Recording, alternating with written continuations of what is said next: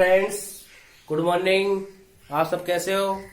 आज मैं आपको बताने वाला हूं मानव पाचन तंत्र कि हमारा भोजन है वो कैसे पचता है, वो बताने वाला हूं आपको आज। ये डायग्राम है, देखिए ये पाचन तंत्र का डायग्राम है। इसके अंदर देखिए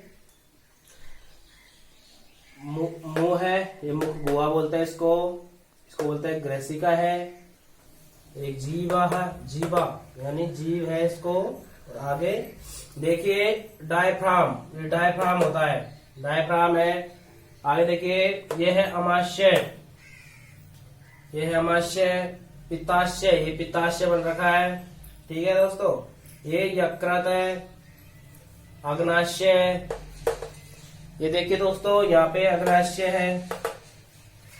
और ये देखिए क्षुद्रांत, क्षुद्रांत और बृहदांत यानी छोटी आंत और एक बड़ी आंत। बड़ी आंत होती है वो छोटी होती है, और जो छोटी होती है वो लंबाई में बड़ी होती है, ठीक है दोस्तों। अब परिशिका,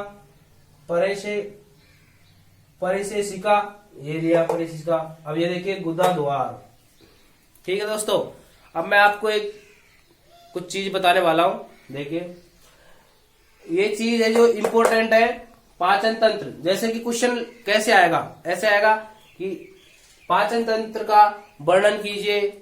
फर्स्ट क्वेश्चन ऐसा आ गया। सेकंड ऐसा आएगा पाचन तंत्र का सचित्र सहित वर्णन कीजिए। एक सेकंड थर्ड ऐसा आएगा कि पाचन तंत्र के भागों तथा पाचन तंत्र के नामांकित चित्रों की सहायता से इसका वर्णन कीजिए। ऐसे कैसे भी टाइप के क्वेश्चन आ सकते हैं। एक क्वेश्चन ऐसे भी आ सकता है कि पाचन जो अंग है उनके द्वारा स्रावित जो एंजाइम्स है उनके कार्य बताइए। जैसे अमाशय, अमाशय के अंदर कौन सा एंजाइम पाया जाता है। लार है, लार के द्वारा कौन सा एंजाइम होता है, कितने एंजाइम होते हैं। जो एंजाइम होते हैं यही तो भोजन पचाते हैं अपने, ठीक है। पाचन रस, जो एक क्वेश्चन मैं आपको बनाऊंगा वो भी इसके बाद में बताऊंगा आपको कि पाचन रस, जो भी पाचन रस है वो कौन कौन से हैं हमारे और कैसे स्रावित होते हैं, ठीक है, कहाँ कहाँ पे होते हैं, ये सारा कुछ सब कुछ बताऊंगा, ठीक है। देखिए मानव का पाचन तंत्र कहाँ से शुरू होता है, मुख गुहा, मुख गुहा से शुरू होता है और गुदा तक, ठीक है। ये पाचन तंत्र है, ठीक है। मुख गुहा, ये मुख गुहा से शुरू होता है और ये गुदा तक समाप्त होता है। ये आहार नाल हो गई एक तरह की, आहार नाल है ये। आहार नाल कहाँ से शुरू होती है, मुख गुहा से शुरू होती है और ये गुदा तक समाप्त होती है, गुदा में जाके समाप्त होती है। देखिए दोस्तों अब ये अमाशय, ये डायफ्राम है, अमाशय के ऊपर डायफ्राम है। पित्ताशय,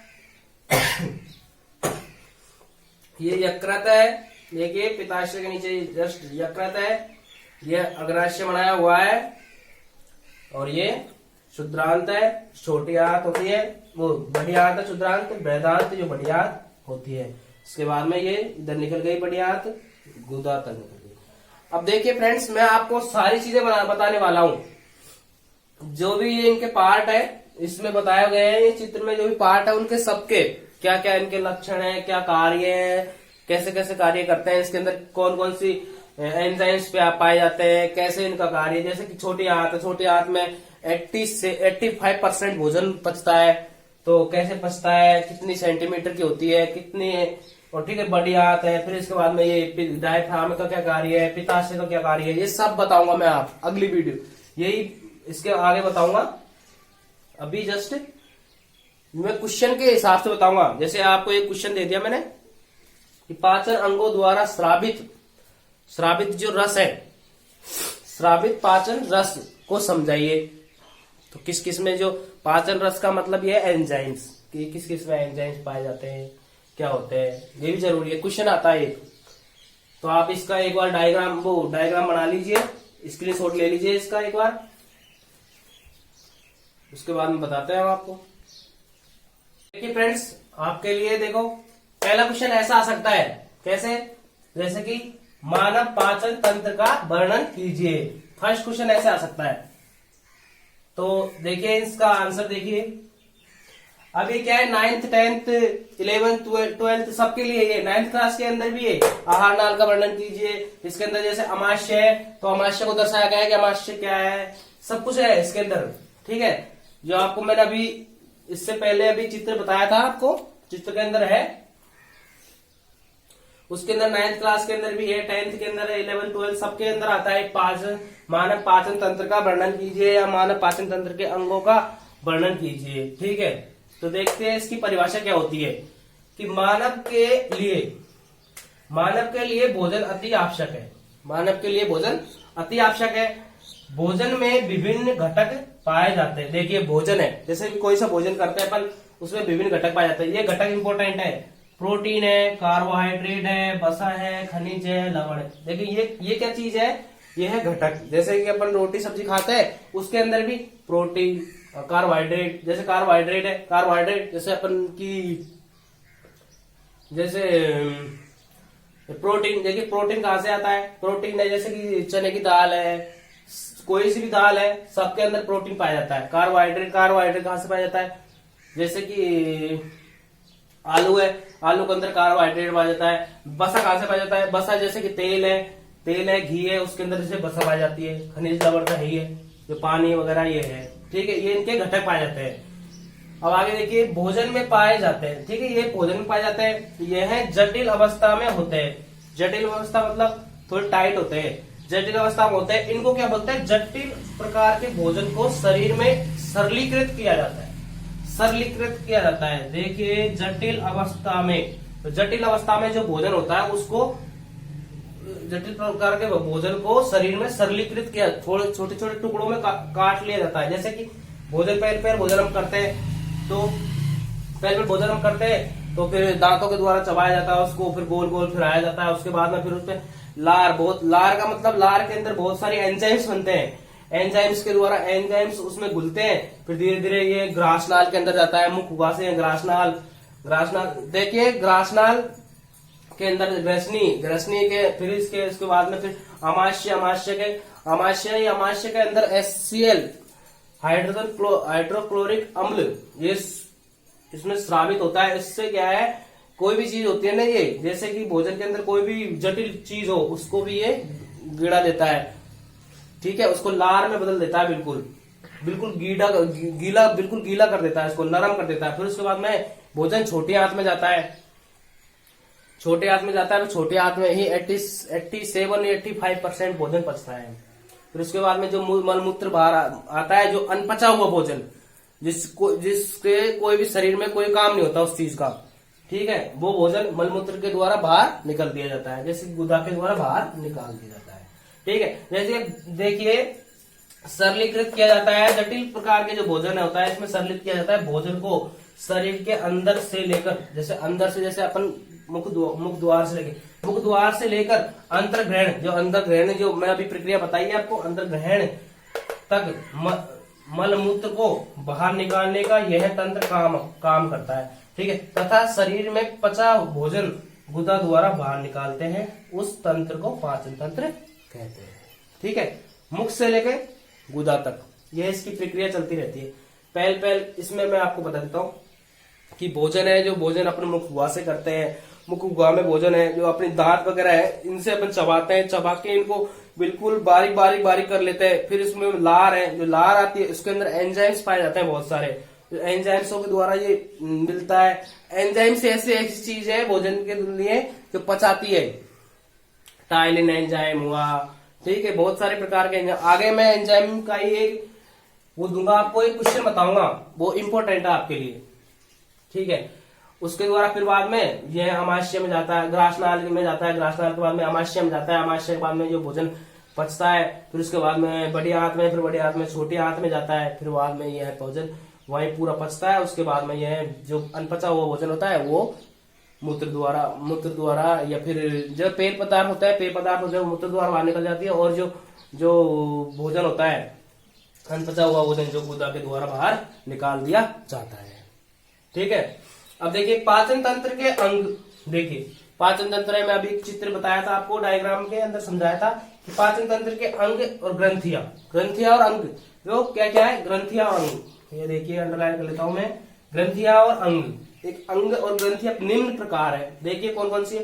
अंग देखो कौन कौन से, जैसे मुख है, मुख से शुरू होता है, ग्रसनी है, इसके बाद में फिर ग्रासनाल है, उसके बाद में फिर अमाशय है, उसके बाद में छोटी आंत है, फिर बड़ी आंत है, फिर उसके बाद में मलद्वार है। ठीक है दोस्तों, ये हो गए अंग। अब ये देखिए ग्रंथियां, ग्रंथियां कौन कौन सी पाई जाती है, जैसे लाल ग्रंथि है।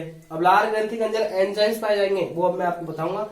यकृत है, यकृत आ गया। ग्रंथियों के अंदर देखिए दोस्तों, ग्रंथि के अंदर लाल ग्रंथि है, यकृत है, एक अग्नाशय है। इनके अंदर अमाशय, इनके अंदर क्या अग्नाशय, इनके अंदर एंजाइम्स पाए जाते हैं, जो भी मैं आपको बताऊंगा। ठीक है, आप इसका स्क्रीनशॉट ले लीजिए, ये आपके लिए बहुत इंपॉर्टेंट है। ये 5 या 6 नंबर का जरूर आता है आपके एग्जाम में, 5 या 6 नंबर का जरूर आता है। पाचन तंत्र को समझाइए, पाचन तंत्र के भागों का वर्णन कीजिए, कुछ भी आ सकता है। ठीक है दोस्तों, स्क्रीनशॉट ले लीजिए। आहार नाल, ये भी आपके लिए इम्पोर्टेंट है, 1 नंबर में या 2 नंबर में पूछी जा सकती है। 2 नंबर में पूछ सकती है कि आहार नाल क्या है और आहार नाल के कुछ कार्य बताइए। ये 2 नंबर का क्वेश्चन में भी आपके पूछे जा सकते हैं। ये पाचन तंत्र के अंदर ही आती है। ठीक है, देखते हैं आहार नाल क्या होती है। मैंने आपको पहले बताया कि आहार नाल मुख से शुरू होती है और गुदा तक जाती है, ये आहार नाल होती है। ठीक है, अब देखिए आहार नाल, पाचन तंत्र में सभी ग्रंथियां व अंग मिलकर आहार नाल का निर्माण करते हैं। देखिए दोस्तों, पाचन तंत्र में सभी जो ग्रंथियां बताई है मैंने, ग्रंथियां और अंग है, वो मिलकर आहार नाल का निर्माण करते हैं। सही बताया, सही लिखा हुआ है दोस्तों कि आहार नाल यानी मुख से शुरू होती है और गुदा तक, मुख से शुरू होती है और गुदा तक जाती है। ठीक है, जो मुख से शुरू होकर मल द्वार तक जाती है।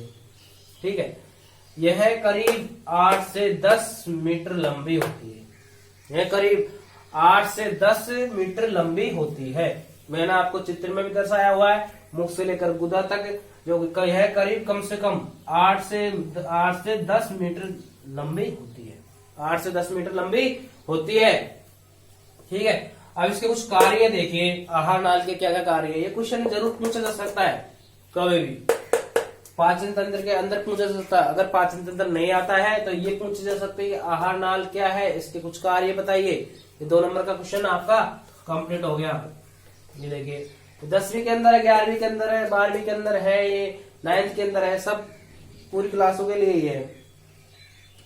और अपनी जो ये YouTube चैनल है, MS क्लासेस YouTube चैनल है, इसको सब्सक्राइब करते रहिए, शेयर करते रहिए आगे बच्चों के लिए, सबके लिए। ये 6 क्लास से है, 6 क्लास से 6 से 12 तक है। ठीक है, 11वीं 12वीं के लिए बायोलॉजी है और 6 से 10 तक साइंस, साइंस के लिए। ठीक है, साइंस पढ़ाएंगे। फिर उसके बाद में मैथ स्टार्ट करेंगे आपकी। आहार नाल देखिए, पाचन तंत्र ये तो हो ही गया।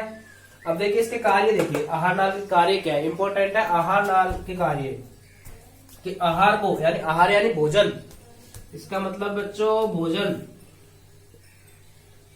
इसका मतलब भोजन है। आहार का मतलब भोजन, आहार को सरलीकृत कर पचाना। आहार है जैसे भोजन है, अपन ने खाया, उसको सरलीकृत, छोटे छोटे टुकड़ों में बांटा, उसको बिल्कुल भोजन में सरलीकृत कर, सरल किया, उसको सरलीकृत कर उसको पचाना, इसका कार्य होता है। ठीक है, अब देखिए पचित भोजन, जो पचा हुआ भोजन है उसका अवशोषण कर। अवशोषण देखिए बच्चों, अवशोषण का मतलब क्या है, ये देखने की बात है कि अवशोषण बच्चों को कई बार समझ में नहीं आता कि अवशोषण क्या है। बस सिर्फ बच्चे रट लेते हैं कि पचित भोजन, पचा हुआ भोजन का अवशोषण करना, बस। अब इसको रट लेते हैं बच्चे, लेकिन पचा हुआ भोजन, जो पचा हुआ भोजन है उसका अवशोषण कैसे होता है। अवशोषण का मतलब ये, जो भोजन अपन ने खाया है, ठीक है, छोटी आंत में गया तो वहां क्या होता है, वहां जाके जो भोजन है, जैसे कि ये छोटी आंत है, ठीक है, ये छोटी आंत है, आपको बता दिया, ठीक है ना। तो इसमें क्या है, कम से कम 85% भोजन पचता है। इसके अंदर क्या होता है, जो अवशोषण, अवशोषण का मतलब ये है कि इसके अंदर वसा है, कार्बोहाइड्रेट है, जो मैंने अभी क्वेश्चन के अंदर बताया हुआ है पाचन तंत्र क्या है, उसके अंदर बताया गया कि अवशोषण वसा है, प्रोटीन है, खनिज लवण है, कार्बोहाइड्रेट है, इनका अवशोषण करता है भोजन से। कोई भी जैसे आलू की अपन ने चीज खाई उससे कार्बोहाइड्रेट मिलेगा। प्रोटीन के लिए जैसे कि कोई भी चने की दाल है, कोई सी भी दाल खाई उससे प्रोटीन मिलेगी। ठीक है, ये अवशोषण उस चीज को दर्शाता है कि पचित जो बचा हुआ भोजन जब पच जाता है उसका जब अवशोषण करना पड़ता है, ये भोजन के अंदर से ये चीज अवशोषण होता है, इनका कार्बोहाइड्रेट बसा है इनका। आगे होगा आपके समझ में अब तक। ठीक है, अब ये देखिए क्या नंबर का देखिए, आहार का जो भोजन का मुख से मल द्वार तक पहुंचाना, भोजन को या आहार को मुख से मल द्वार तक पहुंचाना, इसका आहार नाल का कार्य, यह आहार नाल का पूरा कार्य होता है। ठीक है दोस्तों, ये आपको समझ में आ गया होगा। ये 2 नंबर का क्वेश्चन आ सकता है, इसका आप स्क्रीनशॉट ले लीजिए। बाद में आगे चलते हैं अपन अगली वीडियो की ओर। देखिए दोस्तों, मानव पाचन तंत्र के फर्स्ट भाग है आहार नाल। जैसे मुख द्वार या मुख से शुरू होता है आहार नाल और गुदा तक जाता है, जो आपको मैं पहले बता चुका हूं वीडियो उसमें। अब देखिए मुख फर्स्ट है, इसके अंदर मुख। देखो मुख का क्या कार्य है, कहां से शुरू होता है, मुख के अंदर क्या क्या चीज पाई जाती है, उसका वर्णन है सारा। ठीक है, आहार नाल का अग्रभाग मुख से प्रारंभ होकर मुख गुहा में खुलता है।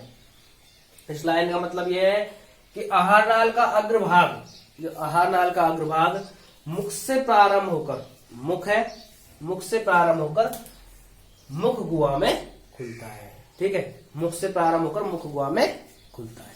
ठीक है दोस्तों, यह ऊपर से कठोर तो नीचे से कोमल होता है। यह ऊपर से थोड़ा कठोर होता है और नीचे से कोमल होता है। अब मुख गुहा में चारों तरफ घूमने के लिए, देखिए मुख गुहा है अपने अंदर की, जो मुख गुहा है पूरी, इसके अंदर घूमने के लिए, चारों तरफ घूमने के लिए एक पेशी होती है। एक पेशी, उसको क्या बोलते हैं, जीवा या जीभ बोलते हैं। ठीक है बच्चों, एक पेशी होती है उसको जीवा या जीभ बोलते हैं। यह जीभ मुख गुहा के पीछे, यह जीभ होती है जो मुख गुहा के, जीभ होती है यह जीभ जो मुख गुहा के पीछे वाले भाग में फ्रेनुअल, देखो पीछे वाला भाग कौन सा है, फ्रेनुअल, जो तालू होता है, तालू उसके उसमें तालू में होता है भाग में, फ्रेनुअल के द्वारा जुड़ी होती है। जो जीवा होती है ये चारों तरफ होती है, मुख गुहा के चारों तरफ ये फिर सकती है, जो मुख गुहा के चारों तरफ जाती है। ठीक है, भोजन को इधर से इधर करने में या फिर घूमती है, उसे जीवा या जीव कहा जाता है। देखिए अब आगे इसकी विधि देखिए, जैसे भोजन है कैसे पचता है, उसकी जब विधि है शायद, उसकी विधि है ना। ठीक है, अब विधि देखिए कि भोजन को मुख में प्रवेश करते हैं। ठीक है, भोजन को हम मुख में प्रवेश करते हैं, प्रवेश यानी डालते हैं, मुख में प्रवेश करते हैं, तब 2 मांसल होठों से भोजन को पकड़ा जाता है। अब इसका लाइन का अर्थ देखिए कि 2 मांसल होठल, जो होठ होते हैं बड़े, 2 मांसल होठों से भोजन को पकड़ा जाता है। ठीक है, भोजन को मुख में प्रवेश करते हैं तब 2 मांसल होठों द्वारा भोजन को पकड़ा जाता है। ठीक है, इसका लाइन का अर्थ यहाँ पर यह चबाने में सहायक है, यह चबाने में सहायक है। ठीक है, यह भोजन को चबाने में, छोटे छोटे टुकड़ों में काटने में सहायक है। ठीक है, सहायक है। मुख से दोनों जबड़ों में दांत पाए जाते हैं। अब मुख के आप सब जानते हैं, मुख है उसके अंदर 2 जबड़े होते हैं, 2 जबड़ों में दांत पाए जाते हैं, जो भोजन को पचाते हैं, छोटे छोटे टुकड़ों में काटते हैं।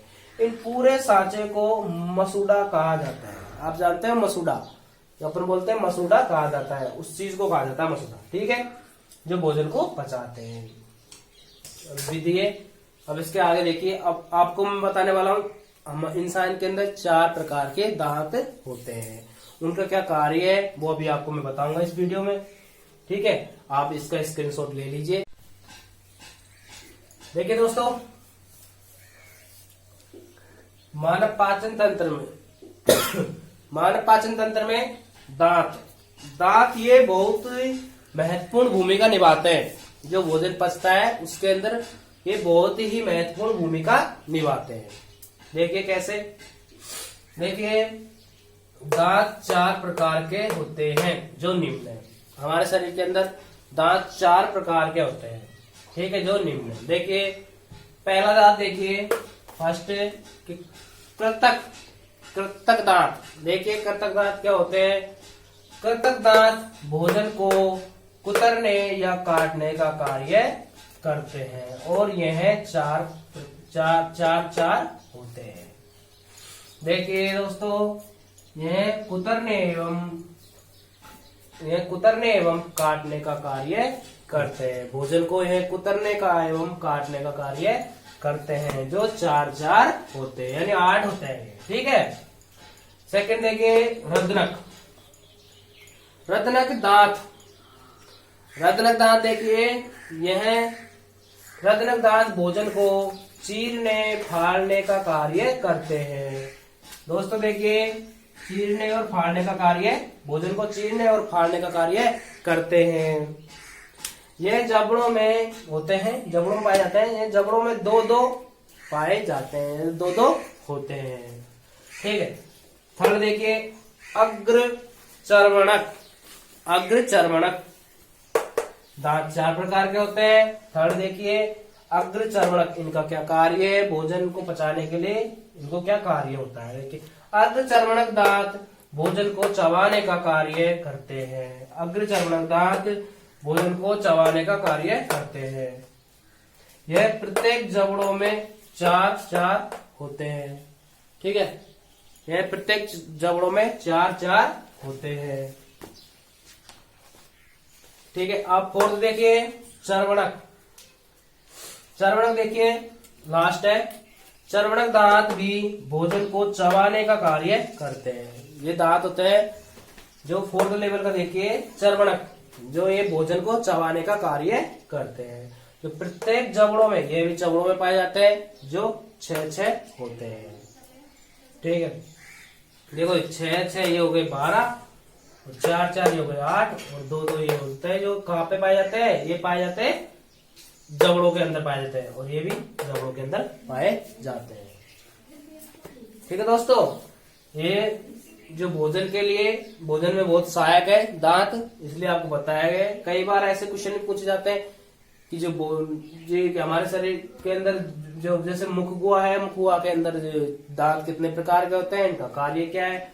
जैसे भोजन को पचाने का कार्य है, जो कैसे है, इनका भी वर्णन कीजिए। इनके कितने प्रकार के होते हैं, ये क्या काम आते हैं, ठीक है। ये कितने होते हैं? ये 4 प्रकार के होते हैं, ठीक है। जो मैं आज आपको बता दिया है, 2 नंबर का क्वेश्चन भी आ सकता है, ठीक है दोस्तों। ठीक है दोस्तों, स्क्रीनशॉट ले लीजिए इसका। देखिए सेकंड नंबर का है 5 चंद्र के अंदर सेकंड पार्ट देखिए इसका।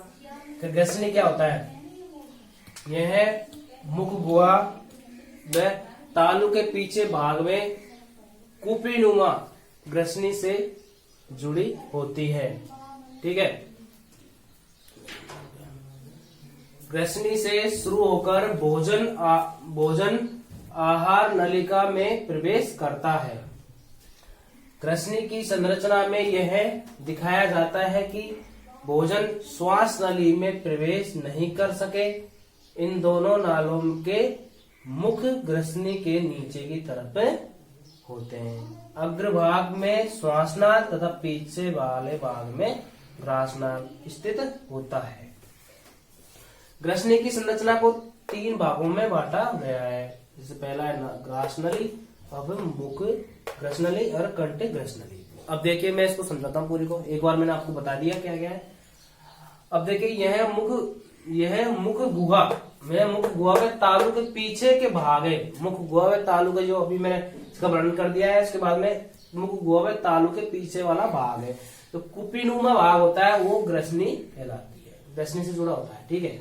वो ग्रसनी से शुरू होकर भोजन अब भोजन कहाँ पे आता है? आहार नलिका में प्रवेश करता है, ठीक है। ग्रसनी की संरचना, अब ग्रसनी की संरचना में यह दिखाया जाता है कि भोजन श्वास नली में प्रवेश नहीं कर सके। मतलब इसमें एक दो नाल, ठीक है, देखिए दो नाल होते हैं, एक श्वास नाल, देखिए एक श्वास नाल, एक ग्रास नाल। देखिए जब अपन भोजन करते हैं, ठीक है, जब श्वास नाल बंद हो जाता है और जब श्वास लेते हैं तो ग्रास नाल बंद हो जाता है, ठीक है। इसलिए बताया गया है ग्रसनी के नीचे की तरफ होते हैं अग्र भाग में श्वास नाल तथा पीछे वाले भाग में ग्रास नाल। श्वास नाल के द्वारा श्वास ली जाती है, ग्रास नाल के द्वारा भोजन ग्रहण किया जाता है, ठीक है। यहाँ पे ये डिफरेंस है इसमें, ग्रास नाल और एक श्वास नाल और ग्रास नाल, ठीक है। इस तरह ग्रसनी की संरचना को 3 भागों में बांटा गया है। अब ठीक है, जब भी भोजन, कभी भी भोजन करते हैं अपन ग्रसनी के अंदर, कभी भी भोजन करते हैं तो 2 नाल पाए जाते हैं, श्वास नाल और एक ग्रास नाल। जब भी भोजन किया जाता है तो श्वास नाल बंद रहता है, तब सांस वगैरह ली जाती है तो ग्रास नाल बंद रहता है, ठीक है। अब इसमें कभी कभी जैसे कि कभी हंसते हैं अपन, उसमें भोजन वगैरह अटक जाता है, कभी हंसी आती है या फिर पानी पीते हैं तब कभी कभी हो जाता है, ठीक है। इसलिए दोनों दो प्रकार के नाल होते हैं इसके, एक तो आगे होता है अग्र भाग है वो श्वास नाल होता है और पीछे वाला भाग है वो ग्रास नाल, जो भोजन के लिए आता है काम, ठीक है। इसके पार्ट है, एक तो ग्रसनी है, ग्रसनी है, एक मुख ग्रसनी है, एक कंठ ग्रसनी है, ठीक है। ये ग्रसनी हो गई, इसकी आप स्क्रीनशॉट ले लीजिए। इसके बाद में आगे बढ़ते हैं। तो थर्ड देखिए इसका पाचन तंत्र का थर्ड, ग्रास नली, ठीक है। यह एक संकरी पेशी नली है, यह एक संकरी पेशी नली है जो निचले भाग से प्रारंभ होती है, मध्यपट से मिलकर उदर गुहा में प्रवेश करती है, ठीक है। इसका मुख्य कार्य भोजन को मुख गुहा से आमाशय में पहुंचाना है, जो भोजन को लसदार बनाता है। इसमें एक विशेष प्रकार की गति क्रमानुकुंचन गति होती है। इसके मध्य से भोजन आमाशय तक पहुंचता है, ठीक है। मैंने एक बार आपको पढ़ दिया है, दिखा दिया है, आप समझते हैं। यह एक संकरी पेशी नली है, ठीक है। ग्रास नली, ग्रसनी के बाद में ग्रास नली आती है, ग्रसनी के बाद में ग्रास नली स्टार्ट होती है, ठीक है दोस्तों। यह एक संकरी पेशी नली है जो निचले भाग से प्रारंभ होती है, ठीक है। मध्यपट से निकलकर उदर गुहा में प्रवेश मध्यपट से निकलकर उदर गुहा में प्रवेश करती है, ठीक है। अब इसका देखिए, मध्यपट से निकलकर उदर गुहा में प्रवेश करती है ग्रास नली, ठीक है। इसका मुख्य कार्य है भोजन को मुख गुहा से आमाशय तक पहुंचाना, यानी इसके बाद में आएगा आमाशय, ठीक है। इसका मुख्य कार्य, ग्रास नाल का मुख्य कार्य क्या हो गया, ग्रास नली का मुख्य कार्य क्या हो गया कि भोजन को मुख से लेकर मुख गुहा से आमाशय तक पहुंचाना, जो भोजन को लसदार बनाता है, यानी एंजाइम्स वगैरह यहाँ पे इकट्ठे होते हैं, यहाँ से भोजन में मिलते हैं, लसदार बनाता है, ठीक है। लसदार बनाता है। इसमें एक विशेष प्रकार की गति होती है, क्रमानुकुंचन गति। इसके माध्यम से भोजन आमाशय तक पहुंचता है। क्रमानुकुंचन गति होती है एकदम ऐसे, जैसे कि जो अपना हृदय है वो पंपिंग करता है, उसमें भी क्रमानुकुंचन गति होती है। जैसे पंपिंग करता है वैसे रुधिर ऊपर आता है, फेफड़े में आता है, ठीक है। फिर वो फिर दोबारा ऐसे करता है, संकुचन करता है। क्रमानुकुंचन और संकुचन दोनों प्रकार की इसमें गति होती है हृदय में, ऐसे इसके अंदर होती है क्रमानुकुंचन गति। इसके माध्यम से भोजन आमाशय तक पहुंचता है, ठीक है। फोर्थ देखिए, आमाशय। आहार नाल ग्रसनी, देखिए आमाशय में क्या क्या चीज होती है, देखिए ये आपका आमाशय हो गया, ऐसा होता है, ठीक है। ये ऐसे आमाशय हो गया आपका, ठीक है दोस्तों, ये आमाशय हो गया। ये ऐसे इसकी डायग्राम है इसका आमाशय का, ये देखिए। आमाशय क्या, आहार नाल, यानी आहार नाल तो आएगी सभी में। आहार नाल ग्रसनी का आगे का भाग अमाशय होता है। ये ग्रसनी, तो ग्रास नली का आगे का भाग क्या है? अमाशय, अमाशय होता है। यह है पेशियां, यानी जे आकार की होती है। एक तरह की पेशी होती है, ये जे आकार की होती है। संरचना के अंदर जे आकार की होती है। अमाशय जे आकार का होता है। ठीक है। यह उदर गुहा के बाएं हिस्से तथा उदर गुहा के बाएं हिस्से तथा मध्य पट के पिछले स्थित होता है। ठीक है। यह एक लचीला अंग होता है। यह एक नरम या लचीला अंग होता है। यह 3 लीटर तक भोजन आहार धारित करता है। यह 3 लीटर तक भोजन आहार धारित करता है। ठीक है। यह 3 लीटर तक भोजन धारित करता है। ठीक है। भोजन को आहार बोल सकते हो या भोजन बोल सकते हो। ठीक है। अब देखिए कि इसका ये चित्र है, डायग्राम है। इसके अंदर एक HCl हाइड्रोक्लोरिक अम्ल होता है। इसके अमाशय के अंदर जो भोजन को लचीला बनाता है, बिल्कुल टुकड़ों में, थोड़े थोड़े टुकड़ों में तोड़ता है, इसको बिल्कुल लसदार बनाता है। ठीक है।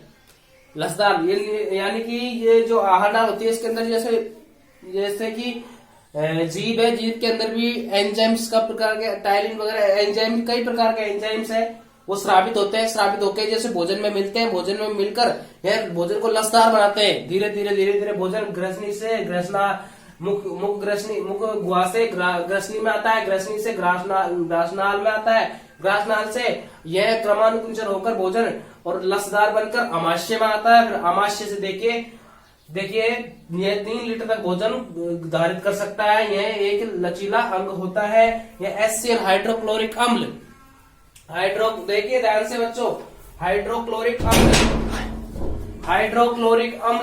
देखिए, हाइड्रोक्लोरिक जो अम्ल होता है HCl, यह उसमें स्रावित होता है। इससे क्या है, छोटे जो भी कुछ भोजन वगैरह रह जाता है उसको बिल्कुल पीस देता है बढ़िया तरीके से। और पहले मैंने बताया हुआ है दांत 4 प्रकार के होते हैं। दांतों का क्या कार्य है? भोजन के लिए, पचाने के लिए। ठीक है दोस्तों। अब देखिए अमाशय के बाद में आता है आपकी छोटी आंत, बड़ी आंत आएगी, उसको आपको हम बताते हैं। उसके बाद में क्या होता है, अब इसके ये 4th लेवल का अमाशय, इसके अंदर 3 रह गए। अब छोटी आंत, बड़ी आंत, एक गुदा रह गया, जो हम आपको अभी बताते हैं। वो इसका आपका डायग्राम देख लीजिए, ये जरूर आएगा आपके एग्जाम के। ये 10th क्लास पे, 10th क्लास के लिए जरूर आएगा। ये 10th और 9th क्लास के लिए जरूर है, बहुत बढ़िया चीज है। ये 5 नंबर का क्वेश्चन आएगा आपके बच्चों, 5 नंबर का क्वेश्चन है ये। ध्यान में बैठा लीजिए। अमाशय, ठीक है, ये 4th लेवल का अमाशय हो गया। इसको एक बार आप समझ लीजिए, इसका स्क्रीनशॉट लीजिए। उसके बाद में देखते हैं, अगले पार्ट देखते हैं।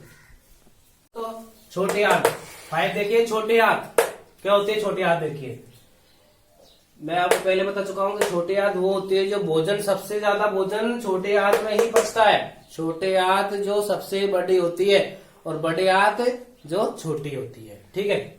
अब देखिए, छोटी आंत पाचन तंत्र का एक महत्वपूर्ण भाग है, जो अमाशय के जठर निर्गमी भाग शुरू होकर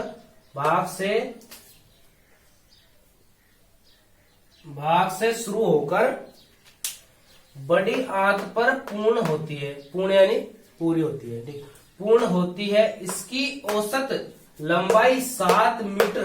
देखिए, इसकी औसत लंबाई 7 मीटर कितनी होती है? 7 मीटर होती है। यह आहार नाल भोजन का सबसे अधिक पाचन व अवशोषण का कार्य करता है। अवशोषण करता है। ठीक है, पाचन और भोजन का, अवशोषण का।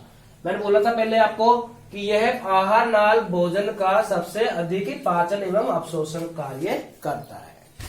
यह सबसे ज्यादा पाचन भोजन का यही होता है छोटी आंत के अंदर, और अवशोषण भी यही छोटी आंत के अंदर ही होता है। अवशोषण के अंदर क्या होता है? अवशोषण के अंदर ये देखिए, जैसे कि लवक है, विटामिन है, खनिज लवण है, कई प्रकार के, जैसे पानी है, सबका अवशोषण यही इसी चीज से होता है। और यही होता है, यह 3 भागों में विभक्त है। ठीक है, इसको 3 भागों में बांटा गया है। जैसे कि फर्स्ट है ग्रहणी।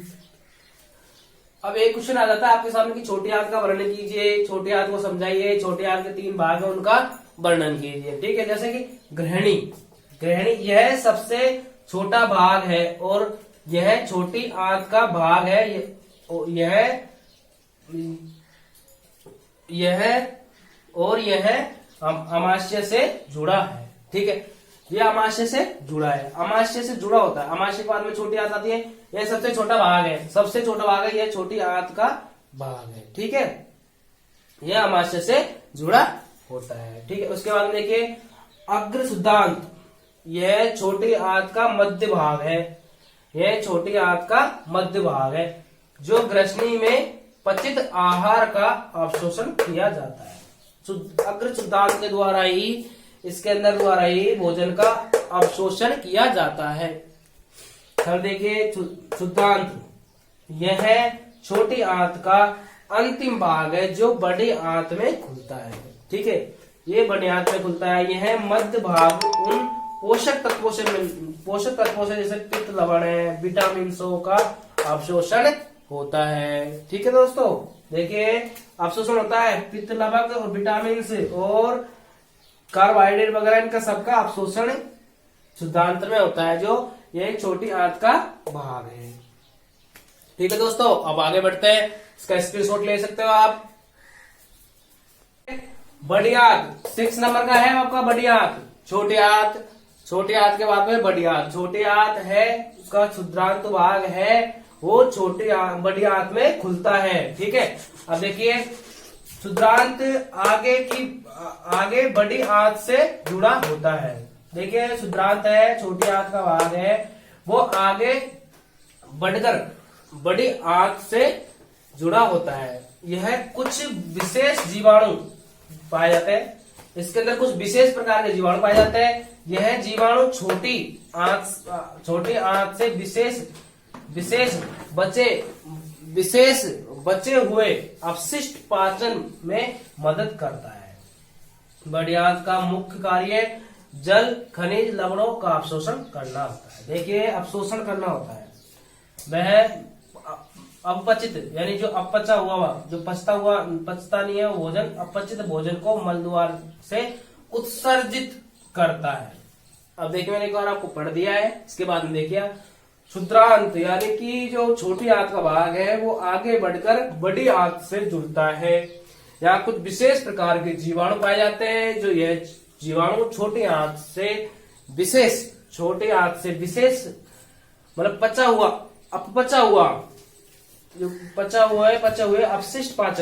हुए अपशिष्ट पाचन पदार्थ है, उनमें मदद करता है। बड़ी आंत का मुख्य कार्य जल और खनिज लवणों का अवशोषण करना होता है।